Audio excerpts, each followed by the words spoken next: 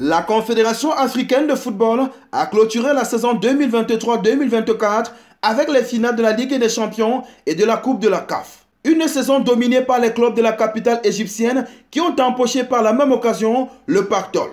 Les dotations financières de la Ligue des champions et de la Coupe de la Confédération, les deux plus grandes compétitions interclubs de la CAF, sont revenues à la hausse pour le bonheur des clubs. Des prize money en augmentation de 40%, conformément à l'engagement du président de la Confédération africaine de football, Patrice Motsepe, de rendre les compétitions africaines compétitives au niveau mondial. Au-delà du prestige, remporter une compétition interclub est également une bonne occasion de remplir les caisses pour les clubs du continent africain. Pour avoir le plus gros prize money, il faut remporter la compétition la plus importante. En Afrique comme en Europe, la Ligue des champions est la compétition interclub la plus prestigieuse, même si les primes sont largement supérieures en Occident. Elle couronne le champion continental et cette saison 2023-2024, le mythique club égyptien Al Ahly a été titré pour la 12e fois de son histoire. Aucun club ne fait mieux sur le continent africain.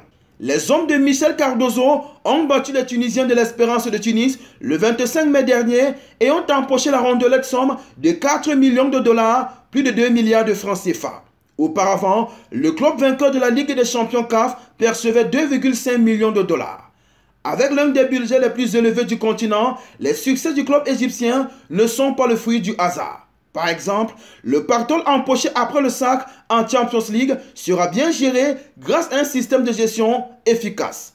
Le malheureux finaliste n'est pas rentré bredouille puisqu'il a bénéficié d'un chèque de 2 millions de dollars. Les clubs égyptiens étaient très en forme cette saison puisque le Zamalek a remporté la Coupe de la CAF contre les Marocains de la Renaissance sportive de Berkane. Une victoire qui rapporte la somme de 2 millions de dollars, plus d'1 milliard de francs CFA au club du Caire. Un montant également en hausse dans la mesure où les précédents vainqueurs recevaient 1,25 million de dollars.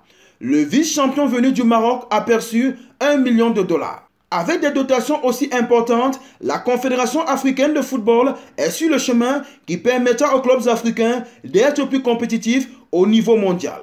Le nouveau format du mondial des clubs avec 4 représentants africains tombe à point nommé. Vous venez de regarder On Sport sur notre page YouTube. Vous en voulez plus? Eh bien, abonnez-vous.